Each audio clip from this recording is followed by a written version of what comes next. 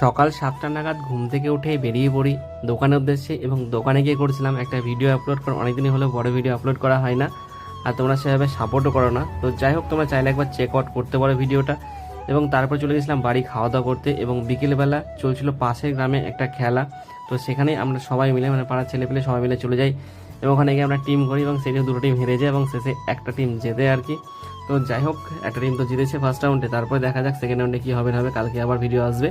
তো তারপরে হয়ে যায় রাত্রিবেলা, আর আমি বেরিয়ে পড়ি একটু মানে বহরমপুরের উদ্দেশ্যে লিট্টি এবং লস্যি খেতে। আর গাইজ, লিট্টির স্বাদ কিন্তু অসাধারণ, এবং তারপরে খাই লস্যি, মানে বিহারি লস্যি। আর বিহারি লস্যি নিয়ে কোনো কথা হবে না, কারণ ফরাসডাঙ্গা মানে রিং রোডের লিট্টি এবং হচ্ছে তোমার লস্যি দুটোই ফেমাস আর কি।